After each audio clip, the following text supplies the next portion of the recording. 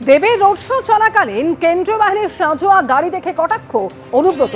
Paschimbanga royal Bengal টাইগারের জায়গা, এই গাড়ি বাঘেরা খেয়ে নেবে, হুঙ্কার কেষ্ট।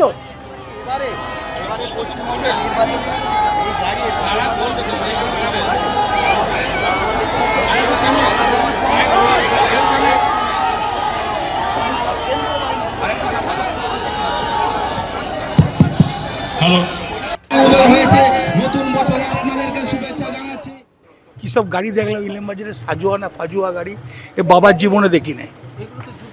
হ্যাঁ, যুদ্ধ এখানে তো ধরো এক ছোটোখাটো ওই যুদ্ধ হতে পারে আমেরিকার সঙ্গে ইন্ডিয়ার, তার জন্য এনেছে বলে। পশ্চিমবাংলা হচ্ছে রয়্যাল বেঙ্গলের টাইগারের জায়গা। রয়্যাল বেঙ্গল টাইগার কী করে ঝাঁপাত হয় সেটা জানে। ওই তো বললাম রয়্যাল বেঙ্গল টাইগারের জায়গা, এসব গাড়ি ফাড়ি সব টাইগারে খেয়ে দেবে। 23শে এপ্রিল রাজ্যে প্রথম দফার ভোট, আর প্রথম দফার ভোটে থাকছে 40,928 জন পুলিশ।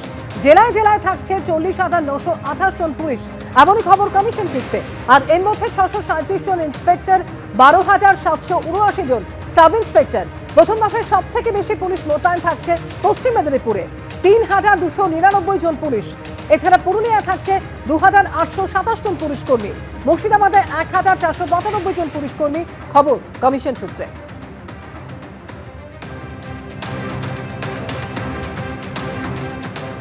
স্পর্শকাতর তেমন গোটা বাংলা, গোটা দেশ। মণিপুর কি স্পর্শকাতর নয়? এবং সেখানে লক্ষ লক্ষ কেন্দ্র বাহিনী, আর্মি নামিয়ে দিয়েও গত 2.5 বছর ধরে শান্তি ফিরিয়ে আনা যায়নি। সুতরাং শুধু কেন্দ্র বাহিনী থাকলেই সেটা শান্তির গ্যারান্টি হয় না।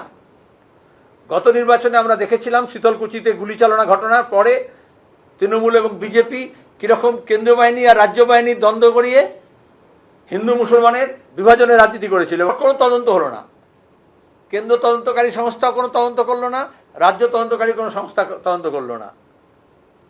একজন অফিসারকে সাসপেন্ড করা হয়েছিল, ব্যাস। তারপর আজ পর্যন্ত সত্যতা উদ্ঘাটিত হয়নি। শুধুমাত্র কেন্দ্র বাহিনীর উপস্থিতি নিরপেক্ষভাবে সুষ্ঠু এবং অবাধ ও শান্তিপূর্ণ ভোটের গ্যারান্টি হতে পারে না। তাকে যারা পরিচালনা করছেন তারা কতটা নিরপেক্ষ এবং কতটা আইন এবং সংবিধান মেনে চলবেন তার উপর নির্ভর করে।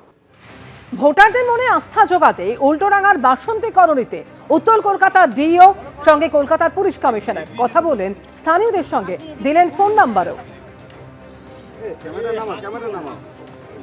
আমরা এই মুহূর্তে রয়েছে উল্টোডাঙ্গার বাসন্তী কলোনিতে। দেখা যাচ্ছে যে নির্বাচন কমিশনের নির্দেশে এখানে কলকাতা পুলিশের কমিশনার অজয় নন্দা রয়েছেন, এছাড়া কলকাতা পুলিশের অন্যান্য হাই অফিসিয়ালসরাও রয়েছেন, সঙ্গে রয়েছেন ডিইও নর্থ, অর্থাৎ নির্বাচন কমিশনের যে নির্দেশ রয়েছে যে প্রত্যেকটা এলাকাতে ঘুরতে হবে এবং সেইখানে যে আস্থা ফেরাতে হবে, যারা ভোটাররা রয়েছেন, যারা সাধারণ নাগরিকরা রয়েছেন তাদের আস্থা ফেরাতে হবে। এবং সেই কারণে দেখা যাচ্ছে যে উল্লেখযোগ্যভাবে কিন্তু বাসন্তী কলোনির মতন অত্যন্ত যে ঘিঞ্জি জায়গা, সেখানে পর্যন্ত মেন রাস্তা থেকে এসে সেখানে সিপি সাহেব নিজে সেখানে রয়েছেন, কথা বলছেন যারা বাসিন্দা রয়েছেন তাদের সাথে, এবং সেখানে নির্দিষ্ট কিছু নাম্বার বলছেন যে ভোটের দিনকে বা নির্বাচনের আগে বা নির্বাচনের সময়, নির্বাচনের পরেও যদি কোনো রকমভাবে সমস্যা হয় তাহলে সেক্ষেত্রে দাঁড়িয়ে কিন্তু এই নাম্বারগুলোতে ফোন করতে হবে। এবং সেই নাম্বার বলা হচ্ছে, নাগরিকদের সাথে সরাসরি কথা বলছেন কিন্তু সিপি সাহেব। এবং দেখা যাচ্ছে যিনি ডিইও নর্থ রয়েছেন তিনিও কিন্তু একইভাবে কথা বলছেন।